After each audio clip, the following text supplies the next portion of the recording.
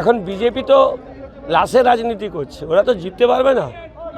ওরা সব কিছুতেই পারিবারিক ঘটনাটাকেও হচ্ছে দলের সঙ্গে চাপিয়ে দিচ্ছে, ওই করে কিছু লাভ হবে না। আর ওই সব রাজনীতিটা আমাদের বিরোধী দলেরও তো একদম সিদ্ধহস্ত, উনি সব ভালো জানেন, উনি করেনও শুদ্ধ, সেই জন্য ও একজনের করে আরেকজনের নামে চাপাতেও উনি সিদ্ধহস্ত।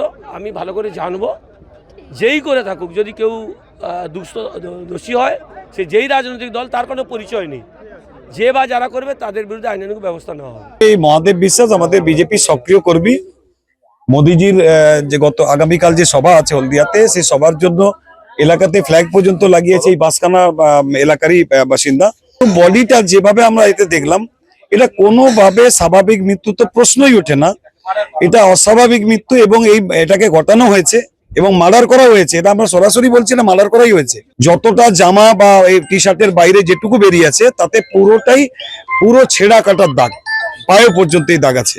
তো আমরা এখানে পরিষ্কারভাবে মনে করি যে নির্বাচনের আগে সারা বাংলা জুড়ে রাজ্যের শাসক দল তৃণমূল কংগ্রেস তাদের দুষ্কৃতীদের দিয়ে এলাকায় ভয়ের বাতাবরণ তৈরি করার জন্য বিজেপির কর্মীদেরকে মানে একবারে চিহ্নিত করে তাদেরকে খুন করছে, এটাও তার ব্যতিক্রম হয়নি। হলদি নদীর ধার থেকে এক বিজেপি কর্মীর দেহ উদ্ধার হয়েছে এবং তার মৃত্যুকে কেন্দ্র করে রহস্য তৈরি হয়েছে।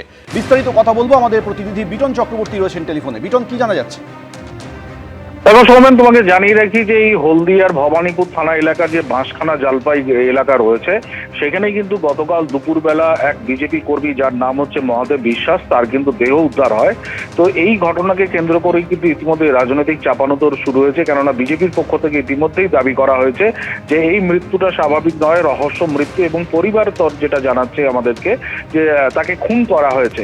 এবং গতকালই রীতিমতো সাংবাদিক সম্মেলন করে শুভেন্দু অধিকারী তিনি দাবি করেছেন যে ময়না তদন্ত যে হবে মহাদেব বিশ্বাসে, সেটা কোনো কেন্দ্রীয় হাসপাতালে ডাক্তারের তত্ত্বাবধানে যেন তমলুক মেডিকেল কলেজ হাসপাতালে হয়, তার সেটা দাবি। অন্যদিকে যেটা বিজেপির স্থানীয় নেতৃত্ব, তারা যেটা দাবি করছেন যে এই মহাদেব বিশ্বাস আজকে যে প্রধানমন্ত্রীর হলদিয়াতে সভা রয়েছে তার জন্য তিনি এলাকাতে পতাকা লাগাচ্ছিলেন, সেই জন্য তৃণমূল কর্মী সমর্থকদের রোষে তিনি পড়েন এবং সেই জন্য তৃণমূল আশ্রিত দুষ্কৃতীরাই পরিকল্পিতভাবে তাকে খুন করেছে। যদিও বিজেপির তরফ থেকে এই অভিযোগ করা হলেও তৃণমূল নেতৃত্ব তারা কিন্তু এই অভিযোগ অস্বীকার করেছেন। তাদের যেটা বক্তব্য যে কোনো মৃত্যুই দুর্ঘটনা, যে কোনো মৃত্যুই দুঃখজনক, কিন্তু এর পেছনে কি রয়েছে, বিজেপি এটাকে নিয়ে রাজনীতি করছে এবং এর পিছনে কি সত্যাসত্য রয়েছে তা পুলিশ তদন্ত করুক। এবং যেটা পূর্ব মেদিনীপুর জেলা পুলিশ সূত্রে আমরা জানতে পেরেছি, ইতিমধ্যেই ময়না তদন্তের জন্য দেহটিকে আজকে পাঠানো হচ্ছে তাম্রলিপ্ত মেডিকেল কলেজ হাসপাতালে এবং পুলিশ ইতিমধ্যেই ঘটনা তদন্ত শুরু করেছেন। কখন তিনি বাড়ি থেকে বেরিয়েছিলেন, তাদের সঙ্গেই বা তিনি এই জায়গাটাতে ছিলেন, সেই বিষয়টা কিন্তু তারা তদন্ত করে দেখছে। সৌমেন।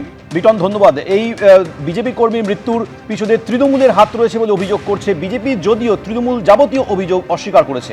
শুভেন্দু অধিকারী কি বলছেন এবং মহিষাদলের তৃণমূল প্রার্থী বা কি বলছেন, শুনুন। এবিপি আনন্দ, এগিয়ে থাকে, এগিয়ে রাখে।